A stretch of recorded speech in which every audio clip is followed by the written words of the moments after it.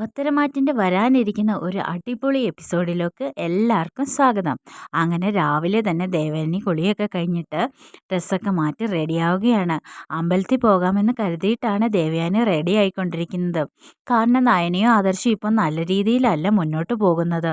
അവർ തമ്മിലുള്ള പിണക്കം മാറാനും അവൻ്റെ മനസ്സിലുള്ള കാരണം എന്താണ് എന്നുള്ളതിനൊക്കെ ഒരു പരിഹാരം കാണാനൊക്കെ ആയിട്ടാണ് അമ്പലത്തിലേക്ക് ദേവയാനി കുളിച്ചൊരുങ്ങി പോകുന്നത്. അങ്ങനെ കുളിച്ചൊരുങ്ങി ഡ്രസ്സൊക്കെ മാറ്റി റെഡിയായി പോകാൻ ഇറങ്ങുന്ന സമയത്ത് അനാമികയുടെ മുറിയിൽ നിന്ന് ഒരു ഫോൺ കോളിൻ്റെ ശബ്ദം കേൾക്കുന്നുണ്ട്. അങ്ങനെ ഫോൺ ബെല്ലടിച്ച ഉടനെ തന്നെ നമ്മുടെ അനാമിക അതെടുത്ത് സംസാരിക്കുകയാണ്. പക്ഷെ സംസാരിക്കുന്ന സമയത്ത് അനാമിക പതുക്കെ റൂമിൻ്റെ വാതിലൊക്കെ അടയ്ക്കുന്നുണ്ട്. ആ സമയത്ത് ദേവയാനി ചിന്തിക്കുന്നുണ്ട്, അല്ല ഇവൾ ഫോണിൽ സംസാരിക്കുന്നത് എന്തിനാണ് ഡോർ അടയ്ക്കുന്നത്? മറ്റാരും കേൾക്കാനില്ലല്ലോ. അവൾ ഇപ്പോൾ ഡോർ അടച്ചിട്ടുള്ളത് ഇപ്പോൾ അനിയാണെങ്കിൽ മുറിയിലും ഇല്ലല്ലോ. ഈ സമയത്ത് എന്തിനാണ് ആരോടാണ് ഇവൾ ഇത്രയ്ക്ക് സംസാരിക്കുന്നത്? ആരോടാണ് ഇത്രയ്ക്ക് ഒരു രഹസ്യം പറയാനുള്ളത് എന്നൊക്കെ ചിന്തിക്കുകയാണ് ദേവയാനി. എന്നിട്ട് പതിയെ മുറിയുടെ അടുത്തോട്ട് പോവുകയാണ്. ആ സമയത്ത് അവരുടെ മുറിയുടെ ജനവാതിൽ തുറന്നു കിടക്കുന്നുണ്ടായിരുന്നു. അങ്ങനെ പതിയെ അതിൻ്റെ ഇടയിലൂടെ നോക്കുന്ന സമയത്ത് അനാമിക കൊഞ്ചിക്കുഴഞ്ഞ് സംസാരിക്കുന്നതാണ് കാണുന്നത്. അങ്ങനെ ദേവയാനി ചിന്തിക്കുന്നുണ്ട്, എന്തായാലും അച്ഛനോടും അമ്മയോടും അല്ല അവൾ ഇത്രയും കാര്യമായിട്ട് സന്തോഷത്തോടും കൂടെ സംസാരിക്കുന്നത്. മറ്റാരോടോ ആണ്. ഒന്നെങ്കിൽ ഫ്രണ്ട്സ്, അല്ലെങ്കിൽ അവൾക്ക് ആരോടുമായിട്ട് മറ്റൊരു ബന്ധമുണ്ട്. അതാണ് ഇത്തരത്തിൽ അവൾ സംസാരിക്കുന്നത്. എന്തായാലും ഗേൾ ഫ്രണ്ട് അല്ല, എന്തായാലും ഒരു ആൺകുട്ടിയോടാണ് സംസാരിക്കുന്നത് എന്നുള്ളത് അവളുടെ സംസാര ശൈലിയിൽ തന്നെ വ്യക്തമാണ്. അങ്ങനെ പതിയെ ദേവയാനി ജനലിൻ്റെ അടുത്ത് നിന്ന് സംസാരിക്കുന്നത് കേൾക്കുകയാണ്. ആ സമയത്ത് അനാമിക പറയുന്നുണ്ട്, എനിക്ക് അവനോട് ഒട്ടും ഇഷ്ടമില്ല. നീ വിളിച്ചാൽ ഞാൻ എപ്പോൾ വേണമെങ്കിലും ഇറങ്ങി വരാം. പിന്നെ എനിക്ക് ചില ഉദ്ദേശങ്ങളൊക്കെ ഉണ്ട്. ആ ഉദ്ദേശം നടക്കാൻ വേണ്ടിയാ മാത്രമാണ് ഞാനിപ്പോൾ എല്ലാം സഹിച്ചിവിടെ നിൽക്കുന്നത്. അവനെ എന്തായാലും വേറെ ഒരുത്തിയോട് പ്രണയമാണ്. അപ്പോൾ പിന്നെ ഞാൻ പോകുന്നത് കൊണ്ട് വലിയ പ്രശ്നമൊന്നും ഉണ്ടാകാൻ പോകുന്നില്ല. അതുകൊണ്ട് ഈസി ആയിട്ട് എനിക്ക് വിവാഹബന്ധം മോചിപ്പിച്ചിട്ട് പുറത്തു വരാൻ സാധിക്കും. അതുകൊണ്ട് അക്കാര്യത്തെക്കുറിച്ച് ഭയപ്പെടേണ്ട കാര്യമൊന്നുമില്ല. അതിനെക്കൊണ്ട് വിവാഹമോചനം ആകുന്നതിന് മുമ്പ് എനിക്ക് മാക്സിമം ഇവിടുന്ന് തട്ടിയെടുക്കാൻ പറ്റുന്നതൊക്കെ തട്ടിയെടുക്കണം. കൈക്കലാക്കാൻ പറ്റുന്നതൊക്കെ കൈക്കലാക്കണം. അനിയുടെ എല്ലാ സ്വത്തുക്കളും എൻ്റെ പേരിലാക്കി എടുക്കണം. എന്നിട്ട് നമുക്ക് സുഖമായി ജീവിക്കാം. ആ സുഖമായി ജീവിക്കുന്നതിനൊക്കെ ഉള്ളത് ഞാൻ ഇവിടെ നിന്ന് ഉണ്ടാക്കിയിട്ട് വരാം. ആ സമയത്ത് നീ എന്നെ വിളിക്കാൻ വന്നാൽ മതിയെന്ന രീതിയിലൊക്കെ സംസാരിക്കുകയാണ്.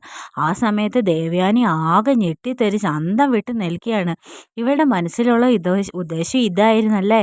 എന്നിട്ടാണ് ഞങ്ങൾ അനിയായും അനാമികയും ഒന്നിപ്പിക്കാനായിട്ട് ശ്രമിക്കുന്നത്. അനിയുമായിട്ട് മുന്നോട്ട് പോകാൻ ഇവക്ക് ഒരു താല്പര്യവുമില്ല. മറ്റാരെയോ മനസ്സിൽ വെച്ചിട്ടാണ് അവൾ അനിയുടെ കൂടെ ജീവിക്കുന്നത്. ഇവിടുത്തെ സ്വത്തും പണവും ഒക്കെ അടിച്ചു മാറ്റിയിട്ട് മറ്റൊരു തൻ്റെ കൂടെ പോയി ജീവിക്കാനാണ് ഇവളുടെ ഉദ്ദേശം.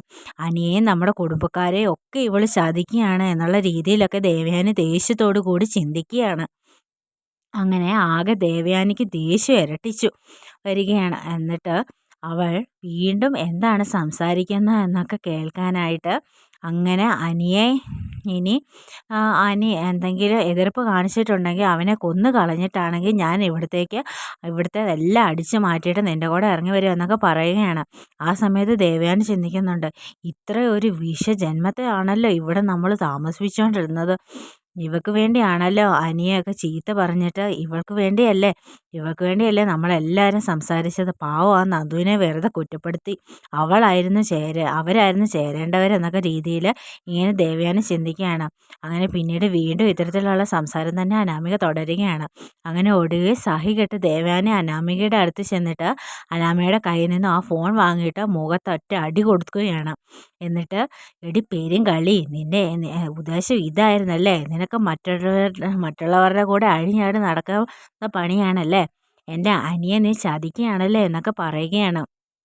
ആ സമയത്ത് അനാമിക പറയുന്നുണ്ട്, അയ്യോ വല്യമ്മേ, ഇനി ഇത് ആരോടും പറയരുത് വല്യമ്മേ, ഞാനിങ്ങനെ ആവർത്തിക്കാതിരിക്കാൻ നോക്കാം എന്നൊക്കെ പറയുന്ന സമയത്ത്, ഓ നീ ഇനി ആവർത്തിക്കാതിരിക്കാൻ നോക്കാം എന്നുള്ളതല്ലേ നിങ്ങളുടെ ബന്ധം എത്രത്തോളം എത്തിയെന്നുള്ളതും നിൻ്റെ ഉദ്ദേശം എന്താണ് എന്നുള്ളതൊക്കെ നീ പറഞ്ഞത് ഞാൻ കേട്ടു. ഇതിങ്ങനെ വിട്ടാൽ പറ്റില്ല.